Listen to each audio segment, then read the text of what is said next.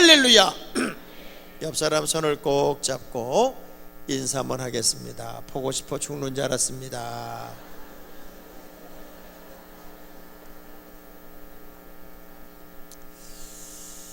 자, 왜냐하면 은혜 있는 성도는 늘 함께 있으면 행복하고 또 헤어져 있으면 중보가 되고, 저 먼 발치에서 권사님이 오시면 아유 우리 권사님이시네, 권사님하고 손들 수 있는 교인이 돼야지. 여러분들이 이렇게 모여있다가 저기서 권사님이 나타나면 야야 저거 온다 저거 와, 아유 진짜 이러면 안 된다고요. 늘 주 안에서는 하나의 덩어리가 돼야 되고 서로 사랑이 삶에서 실천이 돼야 되는데, 이렇게 우연처럼 옆에 앉은 분이 여러분이 특별히 사랑을 줘야 할 분들이고 또 사랑을 나눠야 할 분들이라고 생각을 해보면 얼마나 보고 싶었을까, 그 생각을 하면서 다시 한번 보고 싶어 죽는 줄 알았습니다. 그러면은 나도 그랬습니다 이렇게 대답을 해보는 거. 시작. 나도 그랬습니다. 여러분은요, 여러분이 생각하는 여러분보다도 꽤 괜찮은 분들입니다. 아멘한 사람만 그렇습니다. 다시 해볼게요. 여러분은 여러분이 생각하는 여러분보다도 꽤 괜찮은 분들이에요.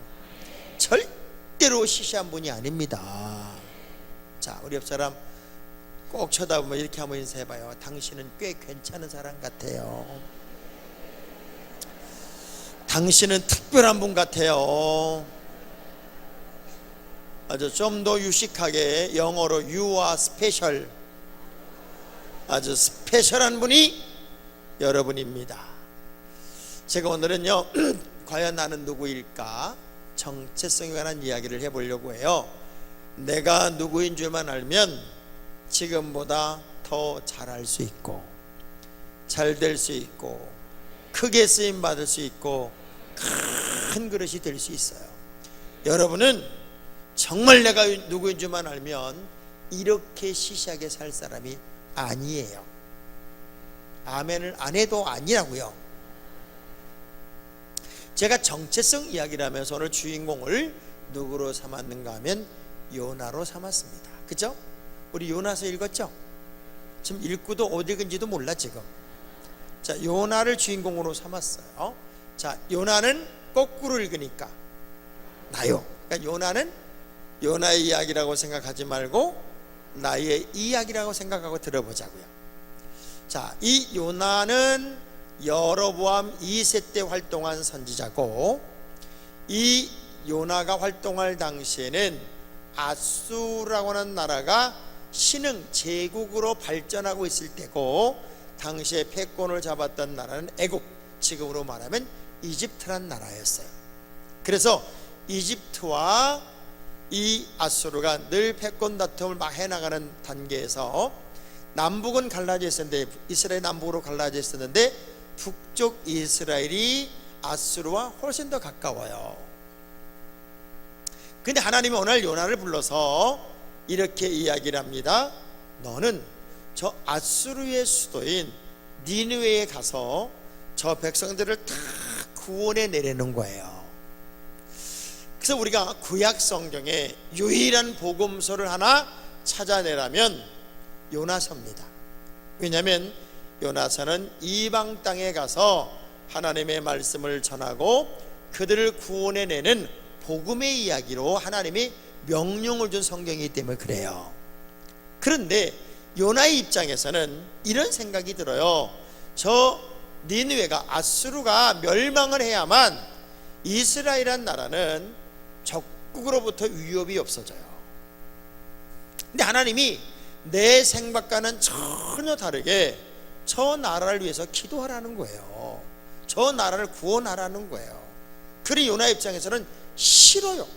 나는 내가 하고 싶은 것을 하고 싶은데 하나님은 내 의도와 다른 명령을 내리는 거예요. 그래서 그게 싫으니까 니네로 가는 걸 포기하고 다시스로 가려고 요바로 내려가는데, 자 보세요. 다시스는 지금으로 생각하면 어디냐? 스페인. 쉽게 말하면 땅끝이에요. 땅끝. 그래서 거기까지 가는 길은 3200km예요. 반면에 니느웨는 이라크 쪽이란 말이에요. 그 거기 가는 길은 900km 정도밖에 안 돼요. 그런데 900km 정도 가는 길을 포기하고 이제 그 먼 3200km 땅끝까지 도망가고 싶었던 것이 바로 요나였어요. 그래서 뭔가 미래를 꿈꾸지 못하고 내일에 대한 설레임을 갖지 못하고 늘 숨어들려고 하거나 과거로 회귀하려고 하거나 아니면 모태 귀소 본능으로 새로운 내일을 꿈꾸려고 하는 성향이 아닌 숨어 들어가고 과거에 머물고 싶어하는 인간의 성향을 요나 컴플렉스, 요나 증후군이라고 합니다. 쉽게 말하면 우리나라 같은 경우가 지금 심각한 요나 증후군에 걸려 있는 거예요. 왜냐하면 나라는 미래를 설명하고 꿈꾸고 미래에 대한 그림을 이야기하고 내일에 대한 설렘을 갖고 모든 국민들이 기가 막힌 국가 청사진을 가지고 설렘으로 하나가 돼야 되는데 늘 과거에 머물러 있는 상태를 요나 컴플렉스에 걸렸다, 요나 증후군에 걸렸다 이렇게 말하는 거예요. 인생도 마찬가지. 여러분 교회처럼 이제 역사를 많이 자랑하는 교회가 되면은 그냥 과거에 자꾸 머물려고 하고 이렇게 말하는 분들이 있어요. 뭐 좀 새롭게 합시다 그러면은 우리 옛날에 이런 거 없어도 잘했다고, 뭐 이렇게 복잡하게 또 하려고 그러냐고, 뭔가 도전하지 않고 과거로 회귀하려고 하거나 안정감을 유지하려는 성향을 요나 증후군, 요나 컴플렉스에 걸렸다라고 말하는데, 오늘은 이 요나 증후군도 다 벗어버리고 또 한 번에 전성기를 만드는 우리 재단과 여러분이 되었으면 좋겠어서 제가 오늘 말씀을 나누려고 합니다. 자, 우리 모두는요 예수를 믿음과 동시에 요나처럼 사명을 받게 됩니다. 우리는 땅끝까지로 복음의 증인되는 사명을 받았고 모든 사람을 족속 삼는 하나님의 민족으로 삼아야 할 사명을 받고 사는 사람이 저고 여러분이에요. 그래서 사명이란 말이 어떤 의미냐? 심부름할 사자의 목숨 명자예요. 그러니까 하나님의 심부름꾼으로서 내가 살면 하나님은 내 생명을 지켜준다 그 얘기예요. 아무리 그래도 여러분 힘들고 어려워도 이게 주의 일을 딱 잡고 있으면 하나님이 여러분의 생명을 지킵니다. 아멘. 근데 우리는 조금만 시험 들고 조금만 시간이 없으면 제일 먼저 주의 일부터 내려놔요. 너무 재밌잖아요. 목사님 좀 바빠져서 내가 내년에는 성가들도 못하겠습니다. 제가 조금 바빠져서 내년에는 교사를 못하겠습니다. 우리 형님 교회에 이런 분이 계셨어요. 쫄딱 망해가지고 아주 거지가 돼가지고 교회를 왔어요. 사업을 하다 쫄딱 망하니까 진짜 하나님밖에 찾을 수가 없으니까 그때부터 하나님 앞에 납작 엎드려서 그냥 주님 앞에 남는 게 시간이니까 그렇게 열심히 충성을 했어요. 교사를 맡고 그리고 봉사를 다 하면서 정말 교회 1등 일꾼이 된 거야. 근데 하나님이 그걸 예쁘게 보셨는지 이 집사님에게 사업의 길을 열어주셨어요. 근데 이 사업이 얼마나 잘 되는지 세상에 승승장구해서 11조가 20만 원부터 올라가더니 200만 원까지 올라가는 거야. 한 달 11조. 근데 문제는 그렇게 열심히 던 이 집사님이 200만 원쯤 11조 올라가니까 교회도 나왔다 안 나왔다 그러고 11조가 400만 원 올라가니까 11조만 보내고 거의 안 나와. 그래서 목사님이 신방을 갔어요. 왜 그렇게 교회를 못 나오고 모든 사명을 다 내려놨냐?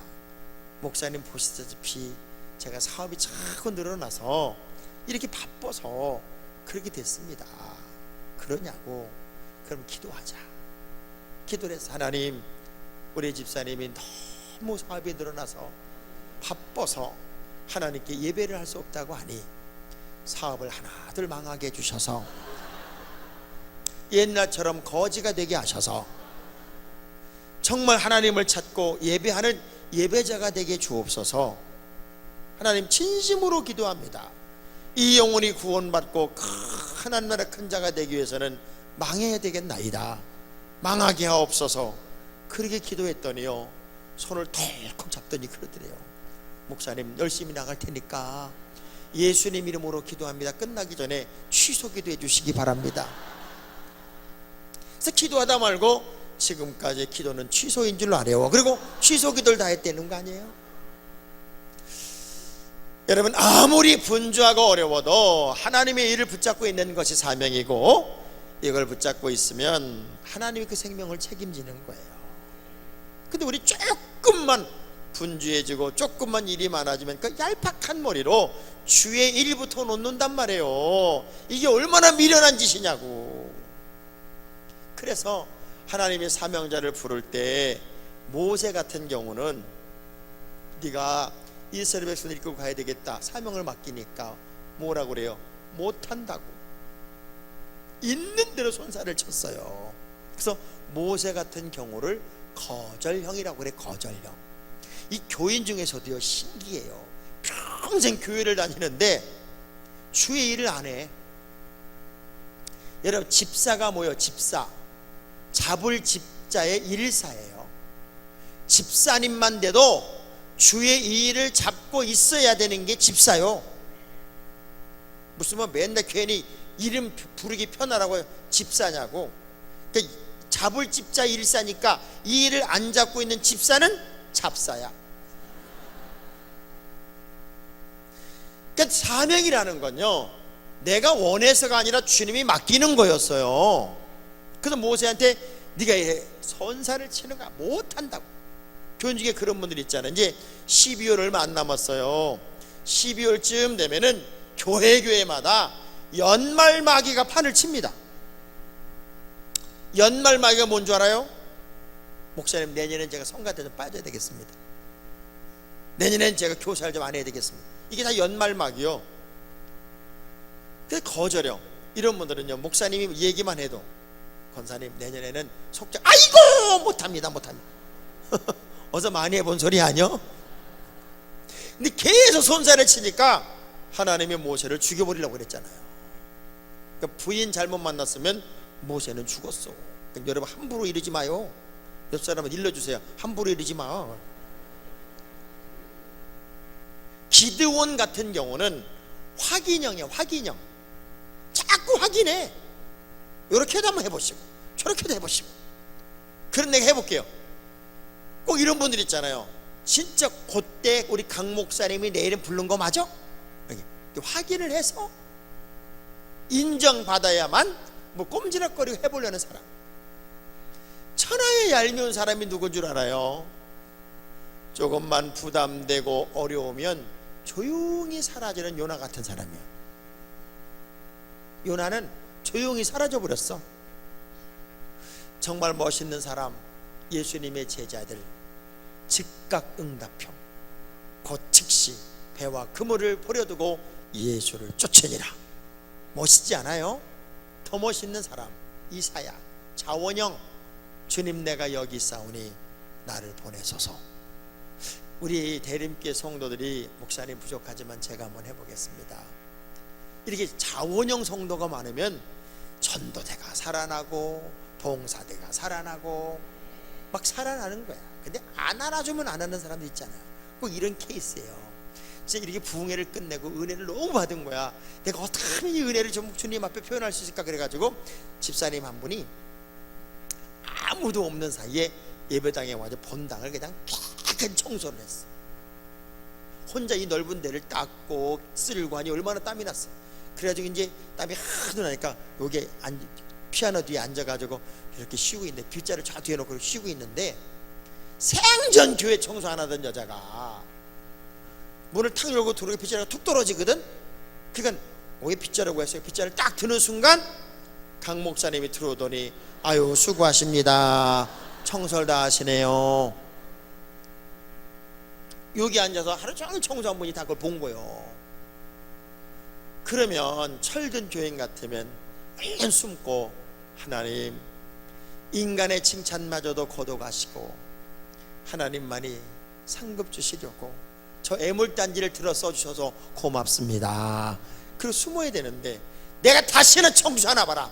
어쩌기 난 재수가 이렇게 없냐. 난 진짜 자꾸 인정해주고 칭찬해줘야만 뭘 꼼지락거리고 하려는 사람들이 있어요. 근데 자원자는 어떤 사람들이 알아주든 안 알아주든 주님, 제가 감당해 보겠습니다. 제가 한번 해볼게요. 부족하지만 제가 한번 시작해 볼게요. 아멘 할 때까지 계속 해보려고 그래. 따라합시다. 부족하지만 제가 한번 감당해 볼게요. 자, 이런 사람들이 많으면 교회가 얼마나 신바람 나겠어요. 근데 그런 교인이 없어. 주님, 내가 여기 있사오니 나를 보내소서 이래야 되는데, 주님, 제가 저기 있사오니 쟤를 보내소서.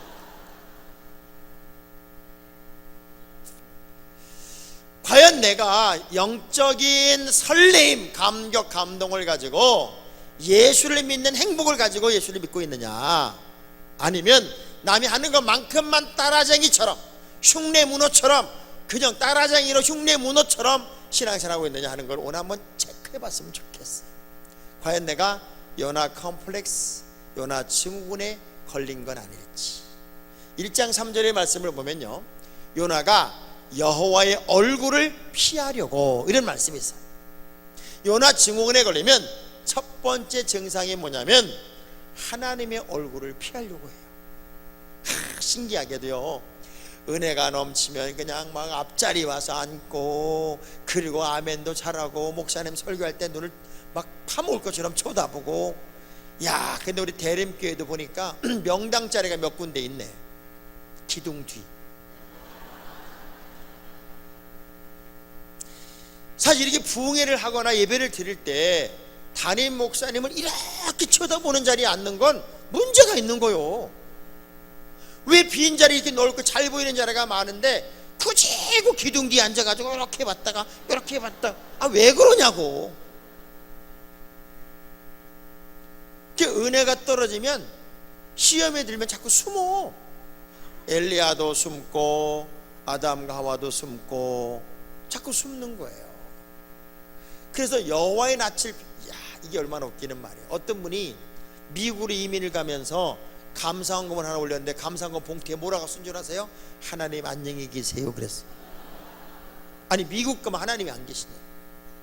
시편 기자가 뭐라고 그래요? 내가 저 바다 끝에 가서 거할지라도 하나님은 거기 계시고, 내가 저 골짜기 깊은 곳에 가서 거할지라도 하나님은 거기 계시더래.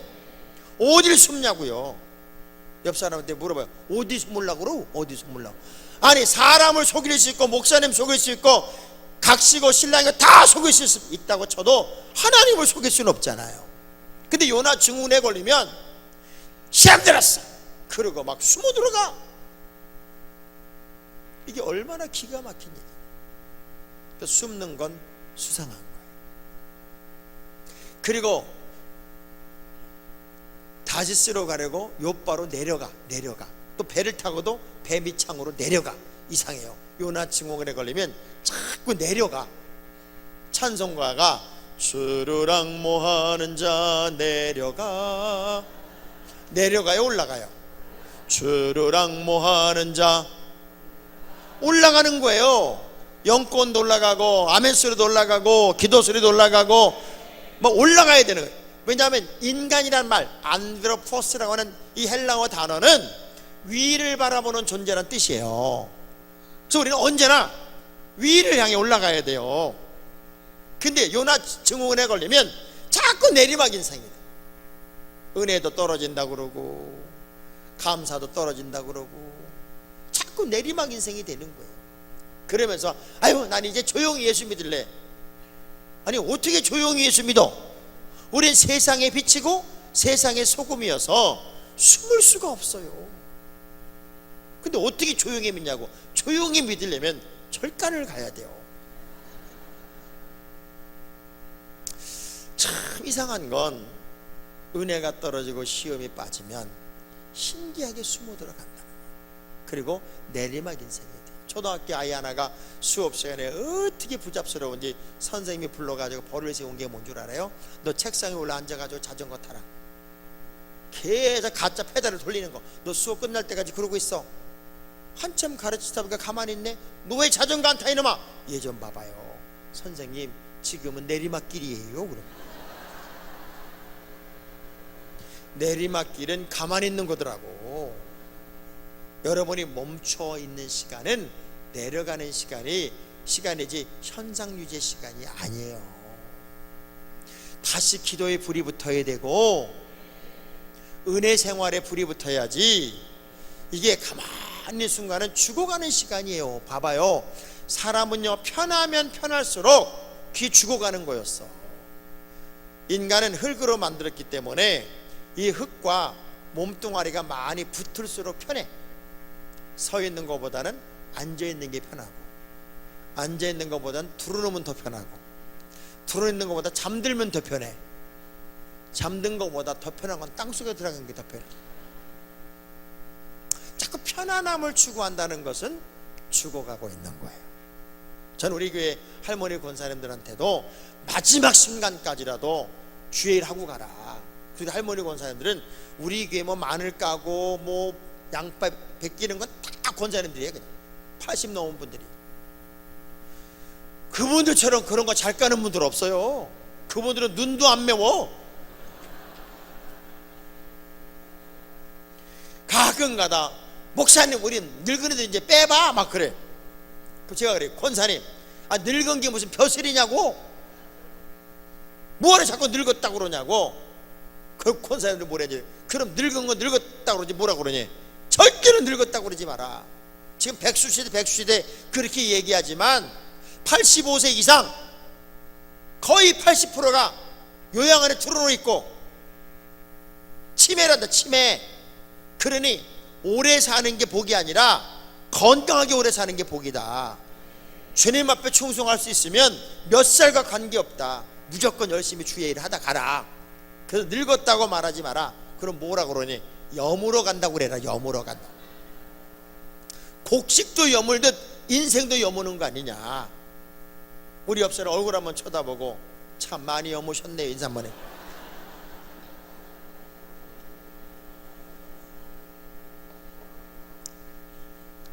우리는요 내려가면 안 돼요.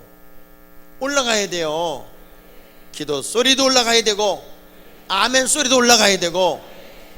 야, 제가 샌디에고 연합감리교회 가보니까 다 잘난 사람들이야. 아주 진짜 서울대, 이대 이런 건 갖다 대놓지도 못해. 얼마나 똑똑한 사람들 모여있는지. 뭐 별의별. 그러니까 거기는 워낙 부자 동네이기도 하지만 각 교민들이 이제 은퇴하고 살기 위해서 내려오는 지역이 샌디에고이기도 하고 그러니까 부자도 많지만 많이 배운 사람이 그렇게 많아. 그게 이름이 박사교회. 박사교회. 하도 박사들이 많아서 제가 딱 섰더니요 무슨 마네킹들이 앉아있는 것 같아. 거기는 기도를 해도 가만히 대표기도 하는 시간 동안에 아무도 덩달아 아멘 하는 사람도 없고 가만히 있어. 목사님이 성경 읽어도 가만히 있어. 내가 하도 기가 막혀서. 아니 사람이 대화를 하면 거기라도 추임새라도 해라. 아니 생각을 해봐라. 부인하고 신랑이 대화를 나누는데 한 사람은 계속 얘기하는데 가만히 있어봐라. 얼마나 신경질 나냐. 여러분이 무슨 아멘 안 하는 게 무슨 격인 줄 아냐. 나는 흑인 교회 미국 사람은 아멘 안 한다고요? 미국 사람은 아멘 더 잘한다. 어떻게 하는 줄 아냐? 그 사람들은 말씀 떨어지면 아멘 안 하지만 예 예스 와 난리가 났다. 뭔가 피드백이 있어야 사람이 살맛이 나는 거지. 어떻게 나 혼자 떠들고 여러분은 가만히 있냐. 그래가지고 그냥 아멘을 어떻게 세게 하게 만들어 놨든지 자기들도 하고 싶었던 거예요. 사실은 절대 예수 믿으면서 잘난 척하지 마요. 제가 그래서 여기 박사님들 많다고요. 무슨 박사가 자랑이냐. 진짜 여러분보다 더 대단했던 사람은 사도 바울이다. 그 사람은 가문, 학벌 모든 면에서 요만큼도 누구에 쥐지 않았던 사람이다. 근데 그 사람은 예수 안에 내가 발견되어지는 것 때문에 그 모든 것들을 뭘로 여기냐. 똥으로 여겼다. 똥. 해설물이 똥이지 뭐요. 근데 왜 여러분은 똥 때문에 사람을 판단하고 그것 때문에 기죽고 기사냐? 우리 목사님은 돈 많은 사람만 좋아하고 배운 사람만 좋아하고 나같이 배우지 못한 사람은 거들떠도 안 본다. 얘 왜 그런 소리 하냐? 아니 설사 배운 거 없고 가진 거 없으면 속이라도 넓으면 안 되냐? 그걸 주눅 들어가지고 스스로가 그렇게 사냐? 그리고 옆 사람은 인사하라 그랬어요. 집사님은 좋겠소. 똥이 굵어서. 나는 똥이 가늘어서 기죽어요. 이게 바울 사상하가 뭐가 다르냐? 그 잘난 척 하지 마라. 성경 다 뒤져봐라. 박사는 딱 한 분밖에 없더라. 영문 밖에서 죽으신 예수. 석사는 또 한 분밖에 없더라. 돌에 맞아 죽은 스데반. 그러니 세상 학문 자랑하지 말고 예수 안에선 높아질수록 낮아져 섬기는 자가 되라. 옆 사람 악수하면서 잘난 척 좀 하지 마세요. 잘난 척 좀.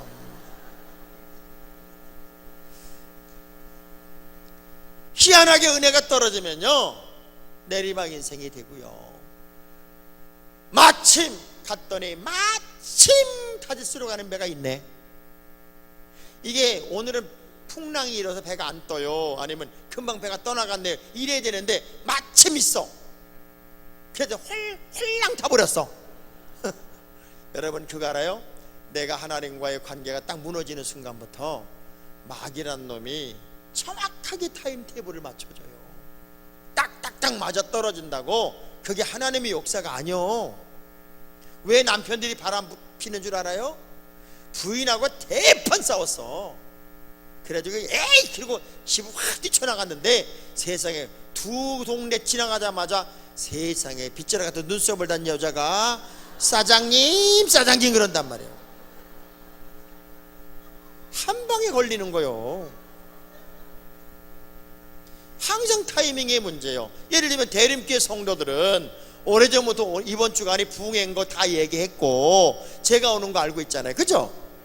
그러면 이 자리에 나오는 것이 정상적인 믿음의 사람들이라면, 이 교회 성도들이라면 이 시간에 여기 나와 있는 게 하나님과 약속의 시간이니까 그 시간이 맞는데, 예를 들면 장로님 한 분이 교회를 안 나오셔서 부흥회에, 장로님 어떻게 부흥회를 못 나오셨어요? 그랬더니 목사님 제가 막 나오려고 문을 딱 나서는데 초등학교 동창 녀석이 와가지고 저녁을 먹자고 그러는 바람에 저녁 먹느라고 못 왔네요.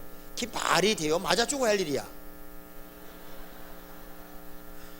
아니 하나님과의 약속의 시간보다 갑자기 찾아온 초등학교 동창이 더 중요하냐고. 뭐라고 그래야 돼요? 야 우리 게 부흥해야, 내가 장로인데 부흥회 안 갈 수는 없잖아. 너 예고도 없이 왔니? 오늘은 너랑 저녁 못 먹겠다. 다음에 만나자. 이게 맞는 거 아니에요? 어찌 대답을 안 해요? 지금 여러분 신랑이 안 와서 그거 좀 해명해 보려고 그러는 거예요 지금? 우리는 정말 웃기는 행동을 하고 있다고 했죠. 웃기는 행동을. 그게 무슨 이유고 타당성이라고 착각을 하는데 하나님과의 약속의 시간보다 더 중요한 건 없다고요. 그 우선순위를 정하는 게 그렇게 중요한데 엉뚱한 시간에다가 자꾸 타이밍을 맞추고 사는 거예요.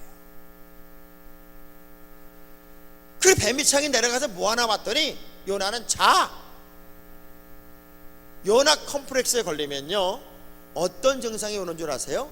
자꾸 새벽 예배 그렇게 잘 나오던 분이 못 일어나. 왜 이렇게 못 일어나세요? 글쎄 말이에요. 목소리 왜 까부러지는지 모르겠대. 또 설교 시간마다 또 설교 시작도 안 했는데 앉자마자 야 근데 조는 걸 보면요, 오늘 우리 의학 박사가 이런 얘기를 하더라고요. 설교 시간마다 조는 사람은 3년 내에 죽을 확률이 있대네.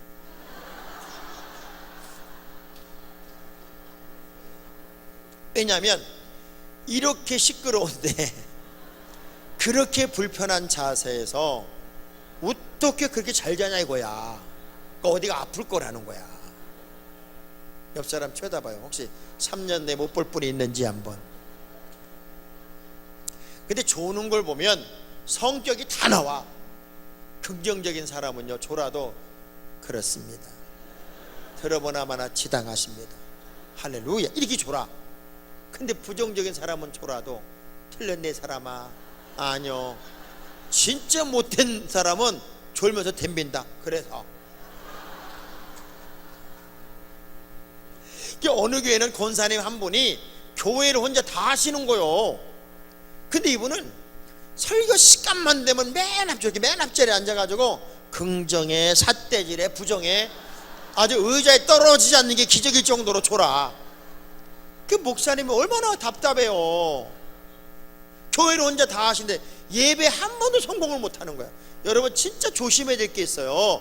교회 일 열심히 한다는 분이지, 뭐 교회 일을 막 뛰어다니며 하는 분들이 있어요. 그런 분들의 공통적인 실수가 뭔 줄 아세요?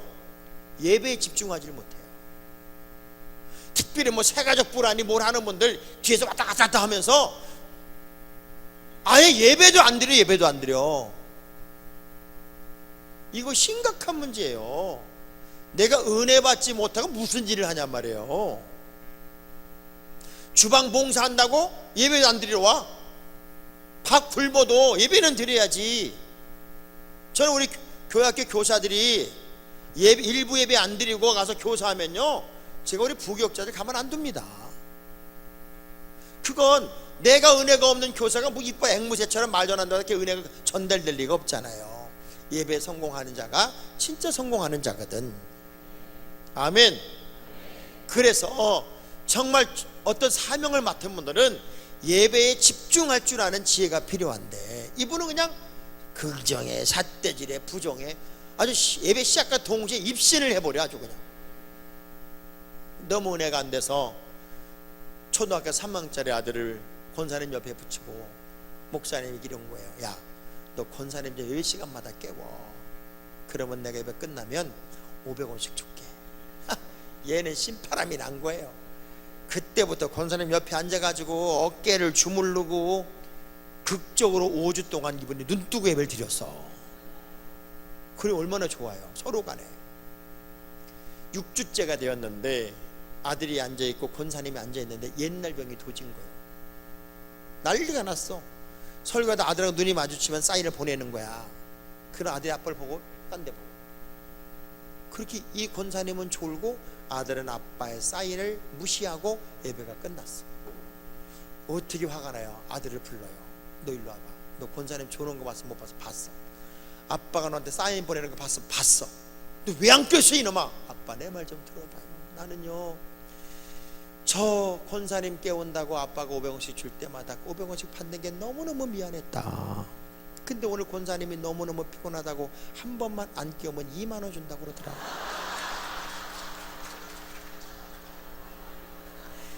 내가 한 번에 2만 원 받고 아빠한테 1년 동안 안 받으려고 했더니 충정 어린 마음을 좀 이해해달라. 진짜요, 은혜가 떨어지면 별짓을 다 해요. 그러면서 꼭 눈 감고 예배해야 된다면서. 눈 감고. 진짜 얄미운 사람이 그런 사람이에요. 설교 시간에 하면 패버리고 싶어. 아주 그냥 패버리고. 여러분 생각해봐요. 가게 문을 닫으면 뭘 내려? 샷다를 내리잖아. 샷다를 내린 건 뭐요? 가게 안 한다는 거잖아요. 그럼 이게 뭐요? 샷다잖아. 눈 감았어. 그게 뭐야? 안 듣겠다는 얘기잖아. 그럼 전하는 사람은 얼마나 기분 나쁘겠어요. 옆 사람 쳐다보면 샷다를 여셔. 샷다를 여셔. 우리 교회에 오시는 분들의 이제 특별히 남자분들의 그 신방을 해보면 공통점이 뭔지, 우리 교회가 좋은 이유 2가지를 다 얘기해. 첫 번째, 목사님 최근에 설교 시간에 졸지 않고 예배드리는 게 처음입니다. 남자분들 중에 그렇게 말하는 분들이 거의 80-90%예요. 전 우리 교회 주일날 조는 사람을 용납을 못해. 내가 안 졸게 아주 무지하게 웃겨 그때는. 두 번째, 뭐가 그렇게 좋냐 그랬더니 우리 교회 사이즈에서 점심값 안 받는 교회를 내가 처음 봤다는 거예요. 그래서 내가 그랬어요. 아니, 평생 헌금해, 평생 헌신해. 근데 주일날 밥값까지 받냐? 여기 받아요? 절대 받으면 안 되는 거야. 그 웃기잖아요. 교인들이 평생 헌금하고 있고 평생 주일 하는데 주일날 대접을 한번 잘할 생각을 못할 망정 그까지 그 1,000원 2,000원 받아요. 또 1,000원 2,000원 받아봐봐요. 반찬이 더럽네, 나쁘네, 좋으네, 얼마나 불평하냐고. 나 멍청한 교회들이 그렇게 많어. 아니 그거 밥값 받느니 장로님 헌금 한 200만 원 하셔. 개인 뭘 하라는 게 낫지. 우리 대림교회는 뭔가 좀 통하네. 난 여기 점심값 받았으면 그냥 오늘로 끝내게 하려고 그랬더니 진짜 어지간한 교회는 다 밥값을 받아. 주일날 그 왜 받냐 그랬더니 뭐 먹는 사람 선별하려고 그랬대나. 거기다가 무슨 뭐 선교한다고. 그래 밥값 고받아가지고 무언 선교를 하겠다고. 진짜 선교하려면 저는 그렇게 해요. 필리핀에서 교회 하나 지어달랍니다. 5천만 원 든대요. 그러니 마음에 설렘이 있고 감동이 되는 분들 100만 원씩 50명만 합시다. 그럼 한 주만이면 75명 나와. 이번에도 여러분들 탈차가 너무 오래돼서 어디 댕기다 보면 위험하대요. 그러니 봉고차 좀 바꿉시다. 2대 바꾸고. 근데 1억 5천 드니까 100만 원씩 150명만 교회 차가 필요한데 내가 공감이 되는 분들 100만 원씩 150명만 합시다. 그래가지고 소중한 헌금, 차량 헌금, 그래가지고 헌금합시다. 그랬더니 세상에 교인들이 얼마나 지혜로운지 그냥 한 방에 나오더라고. 한 방에. 왜? 나는 내가 탈차 같으면 난 그렇게 못합니다. 그런데 여러분 탈차하니까 여러분 탈차는 여러분이 돈 내서 사야지 누가 돈 내주냐고. 더 웃기는 건 안 타는 사람은 더 잘 내고 타는 놈들은 안 내. 웃기잖아. 여기도 장거리 다니려면 15인승 요즘 나온 거 삼성에서 좋은 거 나왔어요. 삼성 르노 삼성에서 마스터라는 15인승 밴이 나왔어요. 우리는 그거 우리나라 들어온다는 얘기가 나온가 동시에 신청을 해가지고 15인승 까만 거 2대를 우리나라에 지금 10대밖에 없는데 그 우리 교회가 2대 가져왔어. 지금 남이 잘 됐다면 아멘도 안 해. 지금 이번에 부흥회 기념으로 그 50명만 5천만 원이거든요. 한 대당 50명만 장거리 이렇게 다니게 50명만 100만 원씩 헌금해서 메스타 밴 하나 삽시다. 지금 아멘하면 올무에 걸릴까봐 생각이 얼마나 많은지 몰라. 이 언제부턴가 이 교회가요 째째마귀들이 판을 쳐. 그래서 요즘엔 교회에서 부르는 노래가 김째째 이째째 한 소리로 째째. 그러면 여기 성가대에서 박수를 치면서 째째째 그런다는데. 우리 대림교회에 째째마귀 좀 내쫓고 오늘 말씀을 시작하십시다. 자, 주목을 딱 지어봐요. 저는 장씨요. 여러분은 뭔 씨요? 자, 장째째 물러가라. 장째째 물러가라. 장째째 물러가라. 3번만 합시다. 여러분은 장째째라 그러면 안 돼. 여러분의 성을 불러야 돼요. 시작. 장째째 물러가라. 장째째 물러가라. 장째째. 할렐루야. 진짜 정말 우리 교회에 그런 버스 한 대 있으면 좋겠다 하는 마음이 드는 분이 있으면요, 오늘 예배 끝난 다음에 담임 목사님한테 카톡으로 문자를 싹 띄워. 목사님, 제가 거룩한 50명이 되겠습니다. 지금 아멘 안 해도 막 가슴이 뛰고 설레고 이거 내가 안 할 수는 없다 그런 마음이 드는 분들은 담임 목사님에게 몰래 카톡을 타타타닥 보내. 우리는 한 방에 100명씩 나와. 그냥 한 방에. 지금 여러분 표정이 아씨 오늘 괜히 왔다 안 오고 싶더라. 근데 은혜가 되면요, 진짜 자식을 위해서 더 많은 것을 아낌없이 주고 싶듯이 재단을 위해서 가장 어려운 부분을 내가 어떻게 감당할까 하는 그런 감동이 여러분에게는 늘 있기 마련이에요. 아멘. 요나 증후군에 걸리면 신기하게도 자꾸 영적으로 건강하지를 못해. 그래서 풍랑을 만나게 되었고, 풍랑의 원인 제공자가 누군가 제비를 뽑았더니 딱 걸렸어. 전 여러분이 좋은 의미에서 딱 걸려야지 나쁜 의미에 딱 걸리지 않았으면 좋겠어요. 할렐루야. 옆 사람 악수, 우리 좋은 의미에서 딱 걸립시다. 네. 하나님이 기뻐하는 일에는요, 욕심을 내야 돼. 욕심. 전 늘 그렇게 생각해요. 역으로 사는 사람을 하나님은 기뻐하시더라. 과부의 두 렙돈에 감동하는 이유는 이 여인은 역으로 사는 거예요. 역으로.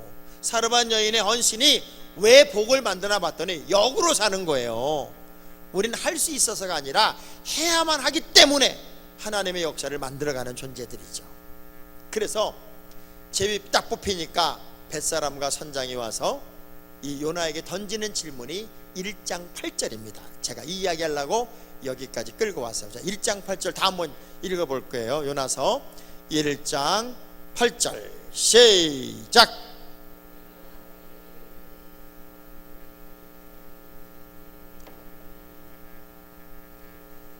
지금 여러분들이 성경책을 찾아야 되는데 왜 안 뜨지 저기? 언제부턴가 성경 찾는 습관이 없어져 가지고 1급 성경 찾읍시다 그러면은 전부 다 앞에만 쳐다보고 저 작것들이 빨리 안 띄우고 난리여 저거 이러고 있어요. 자, 다시 시작.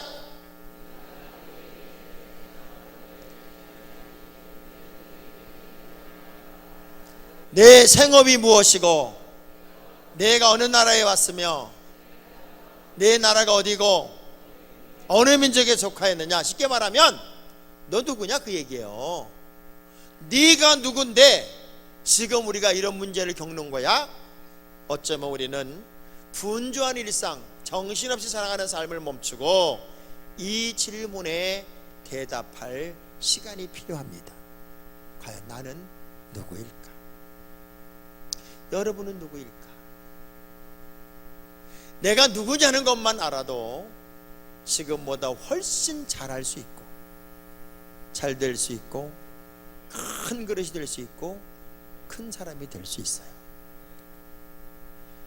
요나는 9절에 나는 히브리 사람이고 여호와를 경외하는 사람이고 이 모든 풍랑의 원인 제공자가 나 때문이라는 사실을 정확하게 고백을 합니다. 요나를 잊고 있었던 자기를 찾았어요. 여러분이 누구일까? 아예 근본적인 자리로 돌아가 보십시다. 이 지구상에서 여러분처럼 생긴 사람은 하나일까요? 둘일까요? 딱 하나예요. 사람과 사람이 지문이 같을 확률을 6천억 분의 1로 봅니다. 6천억 분의 1. 그러니까 한 시대에 이 사람과 이분이 서로 지문이 같을 확률은 없다 그 얘기예요. 그러니까 여러분은 이 지구상에 딱 하나밖에 없는 사람. 둘도 아니고 하나밖에 없어. 이 마이크가 전 세계에서 하나밖에 없다면 귀할까요? 귀하지 않을까요?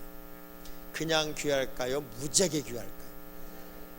지금 여러분 옆에 앉은 사람은요, 이 지구상에 딱 한 명이야. 그분이 여러분 옆에 앉아 있어. 지금 놀래봐봐요. 세상에 지구상에 하나밖에 없는 사람이 옆에 앉아 있어. 여러분이 범죄했을 때 하나님의 아들의 목숨값과 우리를 바꿔서 죄인인 나를 의인되게 해주셨어요. 여러분을 또 누가 만들었어요? 하나님이 만들었어요. 하나님이 만들었으니까 어떤 존재냐? 너희는 그의 만드신 나라. 이 만드신 나라, 이 만드시고란 말이 헬라어로 보면 포이에마란 말이에요. 포이에마. 이 말은 시적인 존재, 인간의 언어 중에 제일 아름다운 언어를 시라고 말하잖아요.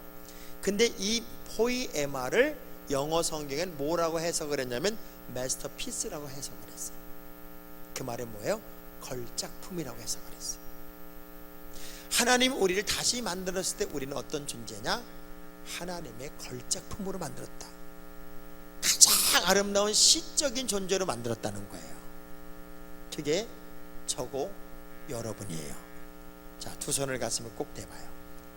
따라합시다. 나는 이 세상에 단 하나밖에 없는 하나님의 아들의 목숨값이 나가는 걸작 중에 걸작이다. 누가? 가슴을 탁 치면서 내가! 이렇게 한번 해보는 거예요. 자신, 나는 이 세상에 단 하나밖에 없는 하나님의 아들의 목숨값이 나가는 걸작 중에 걸작이다. 누가?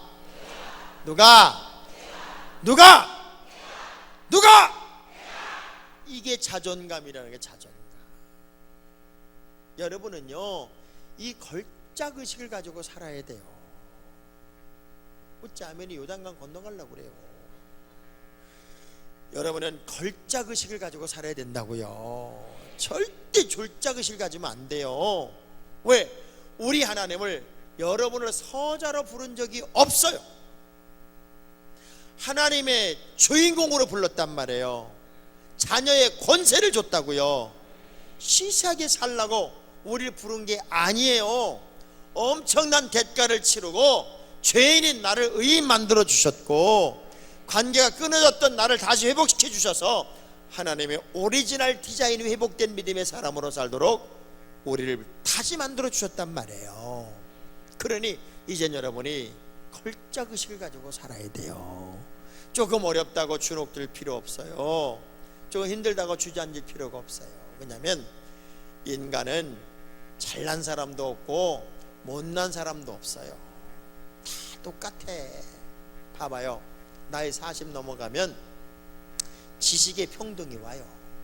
많이 배운 사람이나 조금 배운 사람이나 까먹는데 당할 재간이 없어요.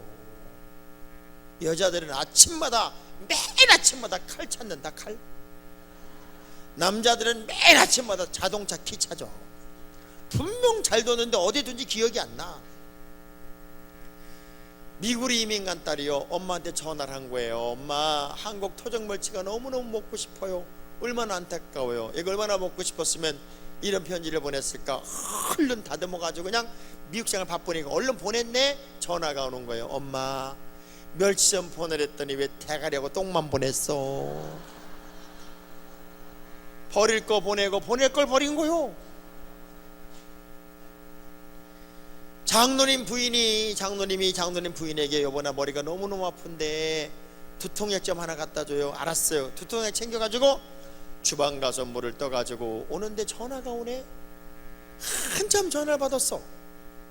전화를 끊고 보니까 손에 약이 하나 들려있고 앞에 물이 있는데 이걸 내가 왜 들고 있는지 기억이 안 나. 생각하다 내가 어디가 아파서 먹으려고 그랬는데 차가 먹어버렸어. 그게 건망증이라는 게 40부터 나타나면 많이 배운 사람이든 조금 배운 사람이든 똑같아지는 거예요. 나이 50 넘어가면요, 외모의 평등이 와요. 예쁘고 배기 싫은 것도 40, 50 이전이요. 우리 이제 50, 60 넘어가는 권사님들 봐봐요. 헤어스타일 똑같아요. 볼래요? 아가씨들은 미장원에 가면 뭐라 그래요? 이런 스타일로 해주세요. 예쁘게 해주세요. 다 미장원에 가면 그래요. 근데 이제 아줌마가 딱 되면 50 넘어가면 미장원에 가면 딱 무슨 말 하는 줄 알아요? 오래가게 해줘. 오래가게. 예쁜 개념이 없어 아주. 그래서 여자는 아무것도 안 발라도 이제 예쁜 나이에 뭘 발랐다, 10대에 뭘 발랐다 그러면 그걸 치장했다고 그래. 치장. 20대는 뭘 발라도 화사하다, 화장. 30대에 바르는 걸 분장. 40대 바르면 무장. 50대 바르면 완전 무장. 60대에 바르면 변장, 70대가 바르면 포장했다고 그래. 근데 80대가 계속 바르고 있으면 환장했다고 그러고, 90대에 발라놓으니까 송장이 된 거요. 그러니까 여자의 일생은 시간이 갈수록 가치가 떨어지지만 어머니의 일생은 시간이 갈수록 가치가 높아져요. 그러니까 여러분, 외모로 승부가 나는 게 아니에요. 그래서 여자들은 나이가, 특별히 할머니 권사님들 이제 60쯤 넘어가 55세쯤 넘어가신 분들은 진짜 일상적으로 웃고 있어야 됩니다. 아까 전도사님 참 웃는 게 좋더라고. 누가 와도 웃으면서. 근데요, 60대 되신 권사님들 안 웃어봐. 주름이 다 이렇게 밑으로 쳐져가지고 전부 다 골란 것 같아. 다 골란 것 같아. 그래서 사람이 매력이 있어야 돼. 매력이 뭔 줄 알아요? 끌리는 힘이요. 사람이 이게 끌리는 힘은 어디 있어요? 잘 웃어야 돼. 옆 사람 얼굴 쳐다보면서 아유, 웃어야겠다, 웃어야겠어. 60이 되면 성의 평등이 와요. 남자 여자에 대한 개념이 사라져. 60대 되신 할머니 할아버지들 관광버스 태우고 어디 가면요, 기사 양반 차 좀 세워봐. 아무데나 오줌 놓. 아무데. 창피한 게 없어져. 그냥 아무나 붙잡고 춤을 추고. 남성 여성에 대한 개념이 아주 희박해지기 시작하고, 70이 되면 건강의 평등이 와. 운동을 하지. 다리가 안 나가니까 손만 가지고 해. 손만. 여러분, 할머니들 바쁠 때 걷는 거 봤어요? 바쁠 때? 이건 2번 왔다 갔다 해. 근데 한 번만 가. 한 번만. 아무리 애를 써도 70대는 그 건강이요. 80이 되면 재물의 평등이 와. 돈이 많고 적고 똑같이 두루놓여 있으니까, 그러니까 재물도 건강할 때 쓴 것만큼이 내 거지 가지고 있는 건 내 거 아니에요. 우리 옆 사람 악수하면서 펑펑 쓰고 삽시다. 아직 그냥 펑펑. 어?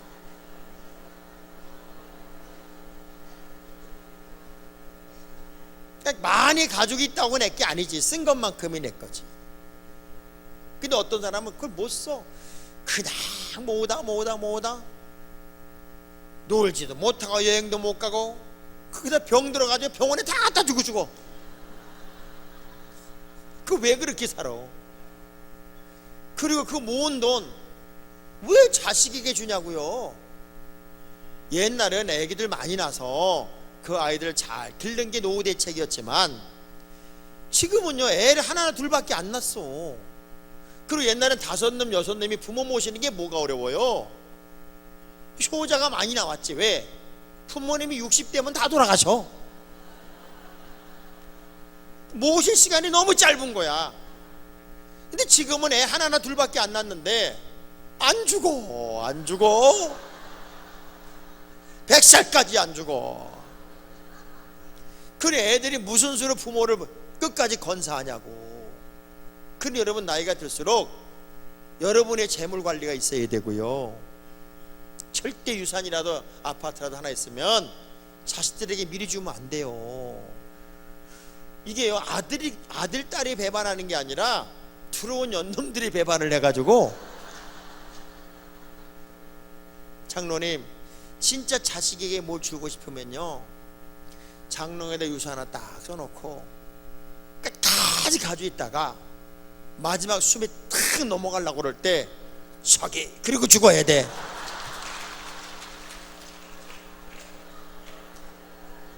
남자가 재물이 나이 들어 없으면요, 진짜 해물단지입니다. 여자는 나이가 들어도 애라도 볼 수 있고 집이라도 보지. 빨래 자기가 있고. 남자는 남자의 3대 망조가 소년 출세, 중년 상처, 노년 무전이요. 그러니까 나이 들어 남자가 돈이 없으면 애물단지 중에 그런 애물단지가 없는 거예요. 옆 사람한테 물어봐요. 뭐 좀 있수? 물어봐봐요. 어? 90이 넘어가면 생사의 평등이 와요. 누가 먼저 죽냐 시합하잖아. 사람이 나이가 들어 봐봐요. 허리가 이렇게 굽어요. 왜 굽어요? 흙으로 만들어서 땅이 오라고 그래. 땅이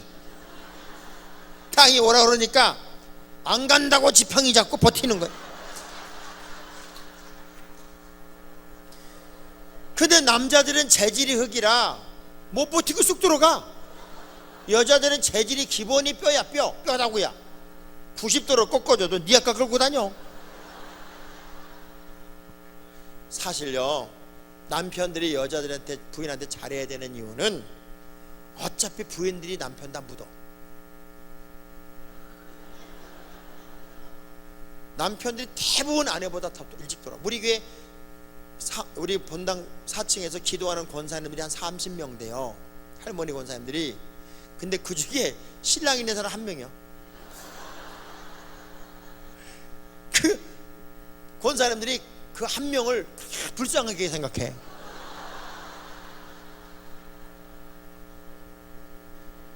옆 사람 악수하면서 아이고 당신 하나 똑같소.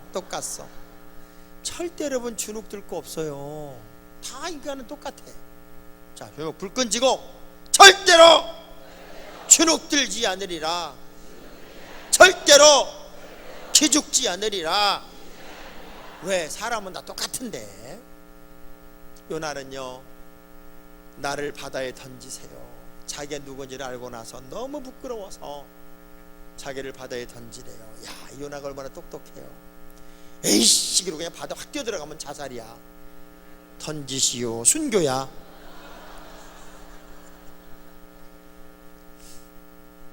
그래서 요나서는 어쩌면 요나가 자신이 누구인지를 찾고 하나님 앞에 부끄러워 바다에 던져져 죽었더라. 끝. 그래야 되거든.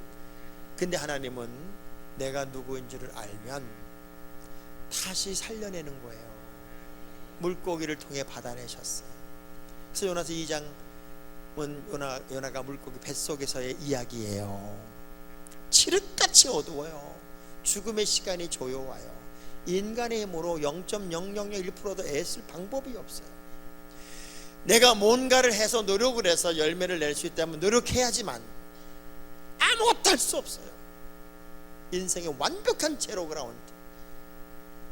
그때 우리가 할 수 있는 유일한 방법은 기도밖에 없어요. 여러분이 다시 일어나고 다시 역전의 주인공이 되기 원한다면 다시 기도하십시오. 기도가 회복되기를 바랍니다. 기도를 일으키세요. 기도의 불을 받으세요. 그래서 요나서 2장 1절 2절의 말씀에 보면은 요나는 하나님께 부르짖어 기도하기 시작합니다. 좀 잘난 사람들, 소위 배웠다는 사람들, 똑똑하다는 사람들, 누가 소리내서 기도하면 이렇게 벌레보듯 보면서 그럽니다. 하나님 귀 먹었냐? 소리는 고래고래 지르고 난리냐? 근데 보세요, 왜 소리 지르는 줄 알아서? 하나님이 못 들어서가 아니야. 내가 답답해서. 얼마나 답답하면. 여러분, 아기 낳는 엄마가 여보 아기가 나오려고 그래. 어머나 나왔네. 그러고 낳는 아기는 없어. 아기 날 때 어떻게 나요? 난리. 어떤 엄마는 너무너무 힘이 드니까 신랑 욕을 그렇게 한다네. 아기 나면서. 근데 소리를 막 지를 때 왜 소리 질러요? 아프니까 소리 지르는 거잖아요. 신랑이 와가지고 좀 격 있게 나라. 그 소리를 진짜 좀 조용히 못 났냐? 그러면 그 신랑하고 살까 못 살까? 전라도 말로 확 조사버리고 싶지 그냥 아주. 여러분, 물에 빠졌어요. 물에 아주 고상하게. 여러분, 제가 물에 빠진 거 보이시지요? 아유 깊어라. 숨이 안 쉬어지네요. 혹 건져주면 안 될까요? 죽었지. 불이 났어요. 아주 수준 있게. 여러분, 우리 집 불 난 거 보이시죠? 아이고 뜨거워라. 탓할지 모르겠네요. 돼요 안 돼요? 불 났으면 뭐라 그래야 돼? 물에 빠졌으면 그거예요. 그게 기도야. 지금 요나는 방법이 없어요. 하나님께 살려달라고 그냥 물고기 뱃속에서 헤맸질 치며 물고기 소화도 못 시키게 그냥 매달려 기도하는 거예요.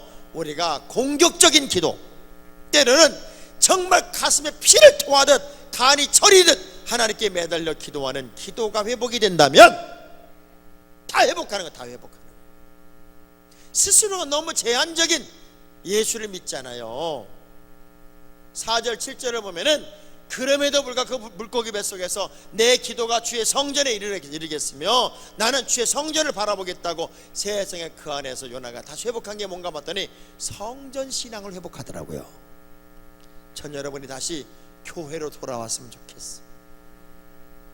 정말 하나님의 성전을 사모하고 성전에서 예배하고 성전을 그리워하고 성전을 감사해야 하는 그런 믿음이 여러분의 믿음이 돼야지. 어느 교회 다니세요? 가까운 교회. 그건 아니다 그 얘기지. 어느 교회 다니세요? 대림교회. 이렇게 나와야 된다니까요. 그래서 우리 교회는요 기본적으로 20가지 정도 칭찬이 막 나와야 돼. 자랑이 우리 교회는 이렇게 막 나와야 되는데 어느 교회 나가, 가까운 교회 나가요. 그냥 이러면 안 되지. 대부분 말하는 거 보세요. 어느 교회 나가세요? 그냥 집 근처 가까운 데 나가요. 이런 사람일수록 은혜 생활이 없어. 근데 어느 교회 나가세요? 대림교회 나가요. 왜?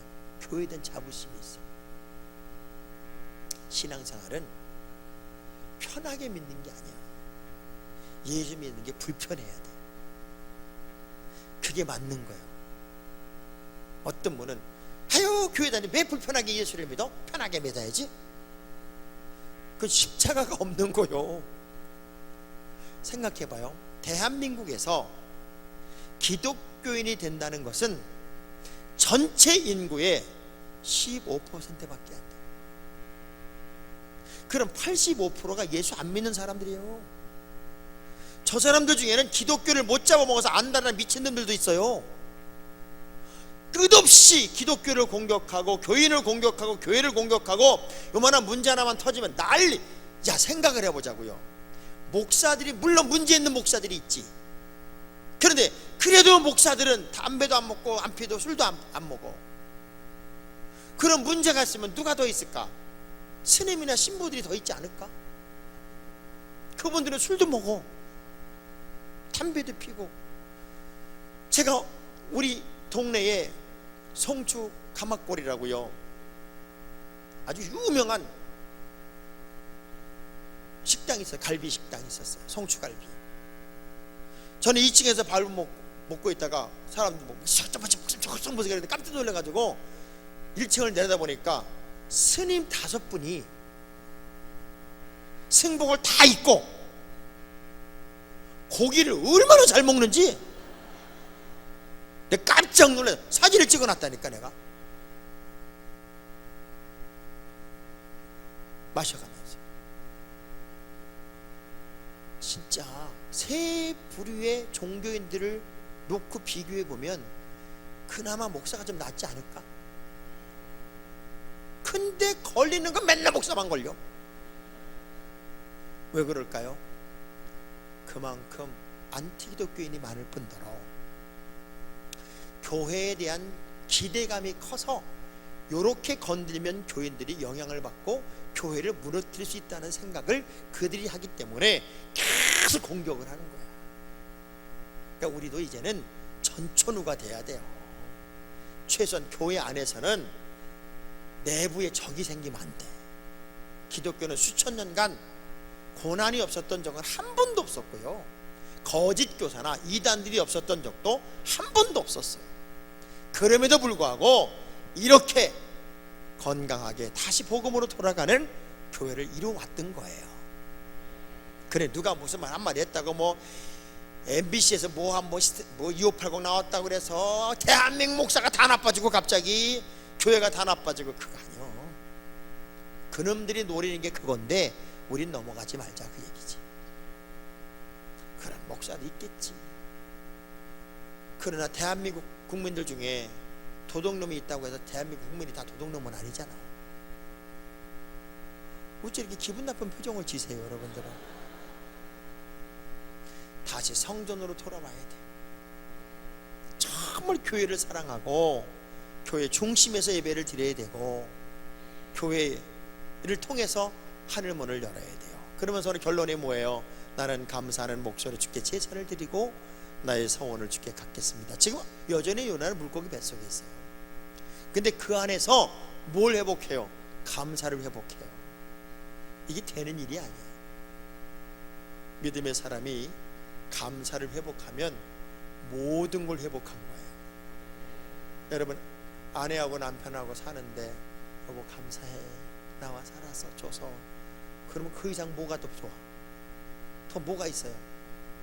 여보, 나는 당신과 함께하는 게 늘 감사하네. 그럼 뭐가 감사했냐? 뭐가 감사인가라? 그리고 싸워요?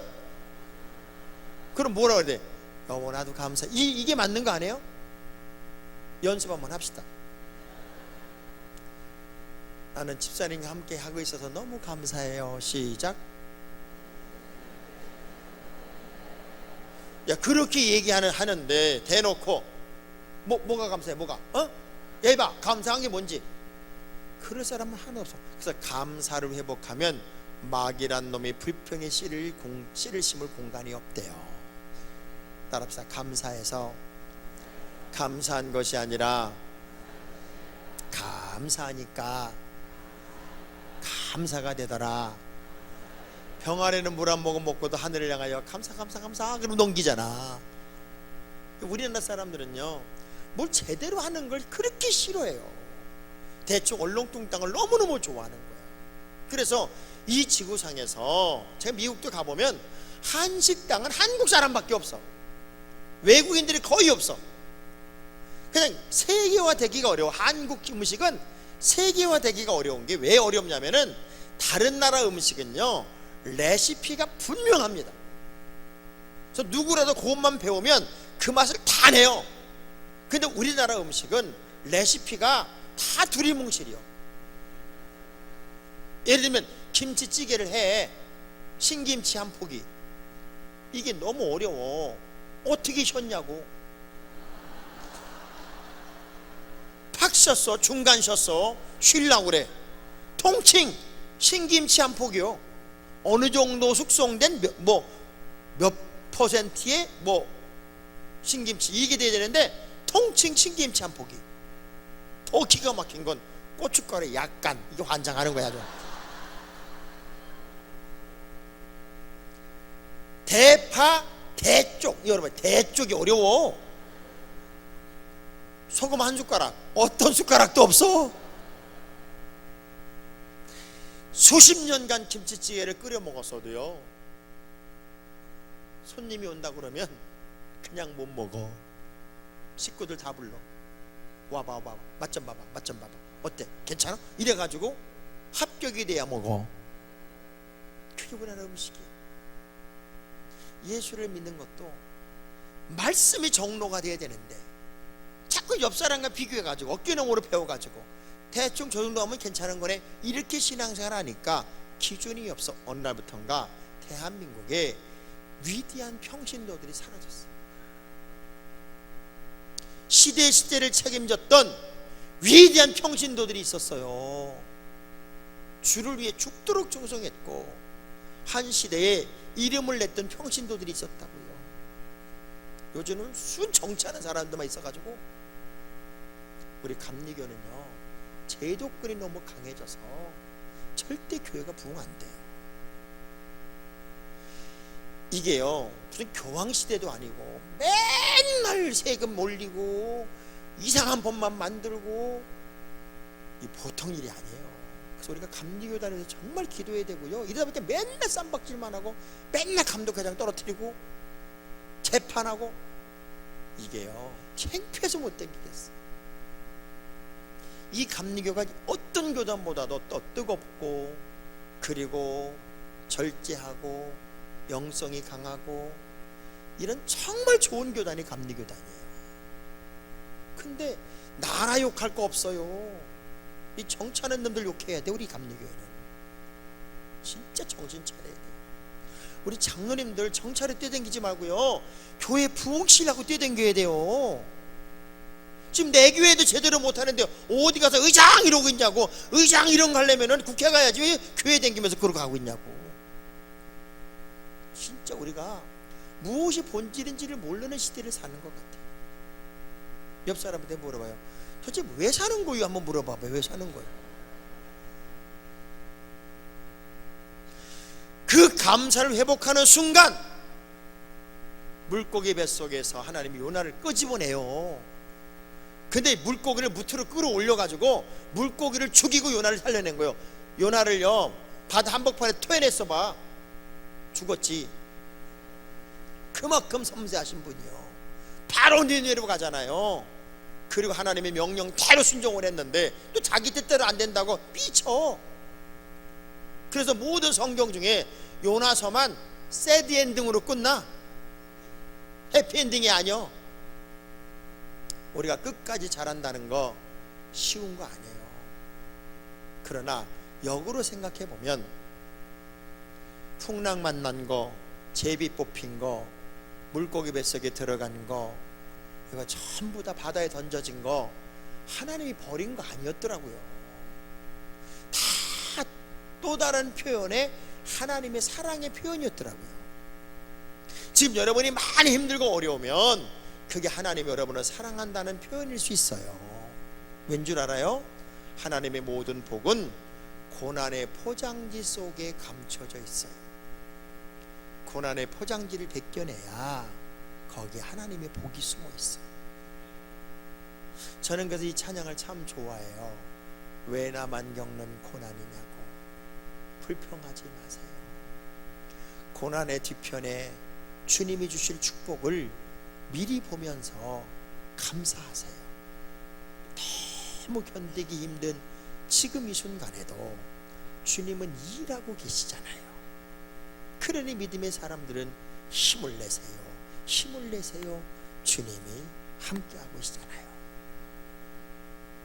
우리는 고난의 포장지 속에 감춰진 하나님의 복을 볼 줄 아는 눈을 가져야 되고, 어떤 환경 속에서도 하나님의 사랑이 여러분을 붙잡고 있다는 사실을 기억하면서 내가 누구인지를 찾았으면 이제 다시금 여러분이 기도하고 성전 중심으로 돌아오고 감사를 회복해서 또 한 번의 전성기를 살아야 할 이유가 여러분에게 있음을 기억하시기 바랍니다. 자, 주먹 불 건지고 이제부턴 내 인생에, 우리 가정에, 우리 자녀의, 우리 사업장에, 우리 교회에 전성기다. 떨면서 이제부턴 내 인생에, 우리 가정에, 우리 교회에, 우리 사업장에, 우리 자녀의 전성기다. 그 사모함을 가지고 여러분이 시시하게 살 사람이 아니라는 걸 꼭 기억하면서 나를 찾기를 바랍니다.